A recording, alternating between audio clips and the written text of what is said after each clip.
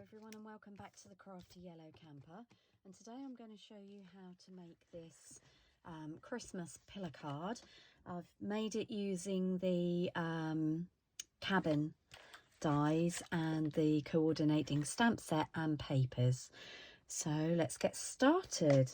I'm going to bring in my trimmer. First of all, I need to tell you that I have cut a sheet of smoky slate in half lengthways down an A4 sheet. If you're watching this from America, your cardstock is slightly different size, so you may have to adjust the measurements, but this is made with a UK size cardstock in mind. Okay, so the cardstock cut in half, that is actually 10.5 centimeters wide. So now we need to do some scoring, and we are going to score at, excuse me, I'm running out of room on my desk. We are going to score in inches at 1/4 of an inch, which is the 1/2 inch, 1/4 of an inch there. Okay. And then we're going to score at 1 1/4, which is there, at 2 1/4, which is there, 3 1/4, which is there, and then we're going to turn that over and we're going to do that on the other end. So we're going to start off again with 1/4 of an inch. Always make sure you've got it buttered up against the top. Okay, so that's our 1/4 of an inch, and then we're going to do our 1 1/4, which is there, 2 1/4, which is there, and 3 1/4. And that is the scoring to make our pillars at each end of the card. So I'm just going to pop my trimmer back out of the way. Okay, and then what I'm going to do is bring in my bone folder, and we are going to burnish those folds. So I'm starting from the middle and I'm working my way out. I'm folding those all over, and then we've got that final fold there. Now that final fold there is to help us glue the pillars in place. If the cardstock had been longer, I would have done a bigger fold. But I wanted this to fit in a standard English C6 envelope. So this is how it had to be made. Okay, so that's all our edges burnished and creased. And these are going to make our panels, our pillars, sorry, I should say, on the ends like that. So what I'm going to do is put a little bit of adhesive on here. Now, if these were all the same size, it would make it really easy to fold it round.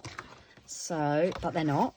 So what I'm going to do is show you a trick. So when this card is made, it needs to be able to fold flat to go into a card.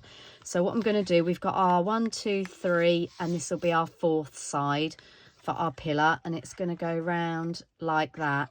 So what I'm going to do is fold it in half, and then I'm going to tuck, hopefully you can see what I'm doing, that edge under, and I'm going to lay that flat and press that down, and that will then pop up to make our first pillar. So I'm going to do the same on this end, and I find it easier to turn it over to put the glue on, and then I'll turn it back and it's not jumping about in the air. Okay, so same thing again, we're going to fold it in half. So we're folding at the second crease out, but the 1st inch. Okay, fold it in half, and then we're going to tuck that under, make sure it's flat at this end, and then fold that down there. Now, if you can manage not to get glue on this back panel at this point, that's always an advantage, but we are going to put some cardstock onto the back, so it's not desperate if you get glue on here. And then you can see, if I hold that up straight, we've got our columns and they are square. Okay, so we need to be able to fold the card either that way or that way to get it in the envelope. Okay, and we want it to fold up when we get it out, so that's why I'm just giving these a little bit of a press, and then they're used to being folded both ways. Okay, so I'm going to bring in the other bits and pieces I've got now. I'm just going to dump everything on the table, and then I'll talk you through what I've got and why I've got it. Okay, so what we're going to do is we're going to... Oh, sorry about that. You just got a very swift look at my very untidy desk. I'm sorry if that made you feel a bit queasy. I'm just trying to get my camera back at the right position again.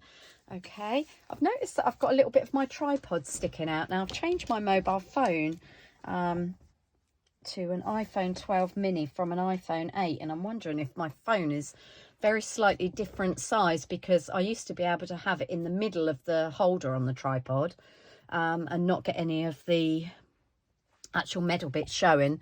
But I'm noticing that in that top right hand corner up there, I've got a little bit showing, so I do apologise for that. I'll have to play.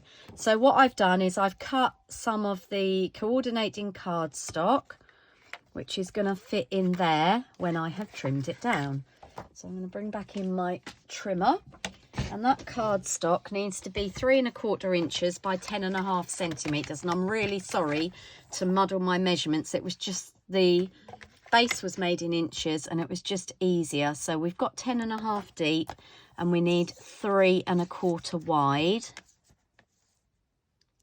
which is there. And depending on how well you have folded your pillars, you may need to trim that down a little bit. So I'm just going to offer that up. No, that's perfect. I'm just going to offer that up before I put the trimmer away again. There we go, that's that out of the way. So what we're now going to do is adhere this to the back of the card, and again I'm using some wet glue just to give me a little bit of wiggle room. Now, I haven't left a border. Oh, typical that I'm filming a video with an almost empty glue. We'll get there. Right, I haven't left a border around this paper, and if you wanted to, you could have a very small border around there, and if that's what you want to do, then you need to cut your paper smaller. But I wanted mine to cover from side to side and top to bottom. Okay, so there we are. I've just flattened those pillars out just to get those out of the way, to make sure I could line my papers up neatly. And there we go. So there's our paper at the back. Now, what I then did is I have stamped the cabin, and for some reason I don't seem to have it in my pile of... Oh, yes I do. My pile of stamps. You'll have to forgive me. These are the cards that we did in my last class, and in order to film the videos, I leave everything as it was for the class. So I'm sort of rooting through a tub. So this is the Peaceful Cabin stamp set. And we've used the matching dies and, as I said, the coordinating papers as well, which are beautiful. And I don't know if you can catch that on there. They have some silver, hopefully you can see that, some silvered elements on the papers. They are really beautiful. Grey isn't normally my thing, but I fell in love with them as soon as I saw the seasonal catalogue. So what I've done is I've stamped the cabin, and I've used the die that cuts the cabin out, and it gives a little bit of a snowy border, if you like. And that is going to go across our card. And what I'm going to do is I'm going to raise it up very slightly. And then what I've also done, you can see where I cut it out here, look. What I've also done is I have stamped these trees, these 3 trees here. So these 2 come on one stamp and that one's on its own. And then what I've done is I have heat embossed them. So I stamped them with Versamark, which is the clear sticky ink. And then I've sprinkled them with silver embossing powder and I've heat embossed them. And then in the dies, I haven't actually got them to hand to show you, unfortunately, but there is a die that cuts out these trees for us. But there is also a die that you can lay over the top, and then it will then cut this detail out. And there is also, which you'll see in another card that I'll be making a video for soon, there is also a cabin image, which locks into this outside die and actually cuts all the detail out on the cabin. And as I said, you'll see that later on. So what I'm going to do now, I did actually use some of my trimmings just to decorate these pillars, just so they weren't quite as bland. And I've got some trees here, which is the back side of this sort of wood grain effect. So these aren't silvery, but just to take the edge off, or you know, this bit here is the strip that we cut off, and you could use that as well. But I don't have two of those, and I do have two of these. So I'm just going to add a little bit of glue. Now, some of my ladies preferred to leave their columns blank in my last class, and some of them did decorate them. So I'm just going to... I hate waste, so it uses up the scraps. Okay, make sure we get our trees the right way up, and I'm just flattening those down so I can level those up in the middle. And this one's going to go on this side. Again, just flattening that down. And you could actually decorate all the sides of the pillar that you see. So you could decorate this section and these sections as well. But when the cards stood up, they're on the side. Okay, so we're going to come in with our cottage, our little cabin. And I'm just going to add a bit of Wink of Stella to where it is snowy. So that's going on the roof. And on the roof of the veranda, across the top of the chimney pot. And then I'm just going to add a little bit onto this snow here. So we're just picking up the edge of the drifts, if you like, and I'm going to go around the edge of the cabin here and a little bit down this roof here. So just where the snow would have sort of glanced off the cabin and made it sort of frosty. And then we'll have a little bit on the top of the, or a little bit around the window frame, and we'll just go down this shading down here. Okay, and add, make sure we've got plenty in there. Okay, and I don't know if you'll be able to pick that up on the camera or not. Let's have a little look. I don't think you, I don't know if you can. That's the trouble with Wink of Stella. It looks beautiful, but I don't think it, oh, there we go. A little bit of shimmer there, look. Can you see that there? We've got a little bit of shimmer going on there. Okay, right, so what we're going to do is we're going to attach that across the front of our card, and I'm very aware that it is wider than we need, and that is fine, and we can trim that off once we've stuck it on. Now, the important thing when you're doing this is to make sure you only get the glue where you want it. So my trick for that is to add a little tiny bit of adhesive onto your pillars, but just make sure it's where that strip here is going to go. So I'm going to bring it back in nearer me so I can get it level, and I'm using the outside edge to line up onto the left hand pillar, and then I'm going to bring that over onto the right hand pillar. And what you need to do is make sure that it will flatten. So you can flatten your card down, line it up with the crease marks. There we go. I'm just going to press that down each side, and I've got my pillars flat, so I know that when it stands up it's going to be on the front, but equally when I fold it down, there we go, it's going to fit into my card. And then what I just need to do is bring in my snips, and I'm going to turn this upside down, fold it the other way, and then just using the edge of the card as a guide, snip that section off there, and we're level. Okay, and then we've got our trees. Now these cut along a slope the same as the cabin does, and you can see, and there's actually one die cuts those out there. In fact, actually I told you the trees were 2 on a strip, and they're actually not, they're 3 on a strip, which is very handy. And then, as I said, the die then fits over the trees and gives us a bit more of a snowy slope. I'm just going to bring my take your pick tool in here, because I've just noticed there's one of those little dots that isn't cut out, so it's just, it hasn't popped out rather from where I die cut it. Okay, so now what we need to do is snip these apart, because we're going to have 2 on one side and 1 on the other. So I've die cut them, as I said, using the die, but then I'm just going to trim round the bases so that I can detach them. And I'm just using a bit of a wiggly trim to make it look like there's snow. And those ones are going to go there. And then I'm going to do exactly the same thing with the single one on its own. I'm just, again, using the back of the blade on my scissors. So we've managed to detach those, so we can lose that piece, that's scrap. Put my scissors out of the way. Try and keep tidy as I'm going along, it's not very easy. And then what we're going to do, we're just going to stick these down onto our card. And I am, oh, just seen another bit that hasn't popped out. Obviously didn't use my die brush efficiently enough. Okay, I am going to use wet glue, and we're just going to try and avoid the holes.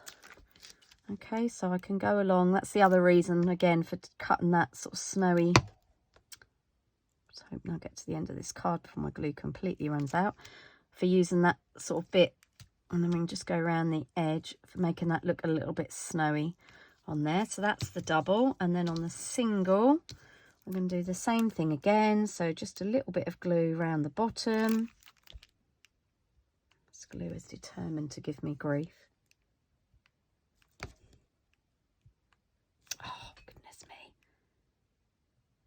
Okay, there, that'll do, and a little bit around that side.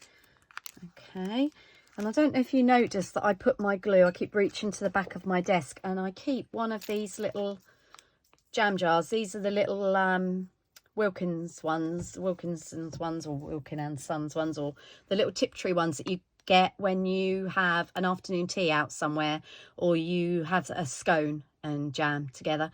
And these little pots are ideal for standing my glue in, and that way you get the most out of your glue because it's upside down. Oh my goodness me, I've just noticed another section on here. Okay, I think we've got those all now, and the double trees are going on the right hand side. I'm left-handed, so it made sense in my head, but whichever side you want to stick them on, I just wanted them there. And then the single tree is going to go on this left hand side, and that just covers up the edges basically. Just makes it look a little bit neater. Okay, and there is our finished card. Okay, I'll bring back in my original card, and you might notice that I went along here, and there is this sort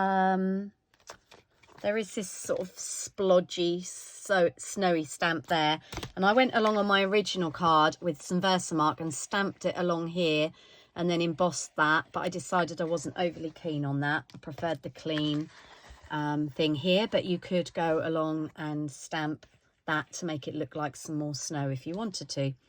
So that is our pillar card, made using the Peaceful Cabin stamp set, the matching dies, the cabin dies, and the matching designer series papers. Okay, so that is that card done, and I will be back soon with some more cards to add to our collection. And I hope you're all getting on well with your Christmas preparations and Christmas stamping. I'll see you all again soon. Happy stamping. Bye for now.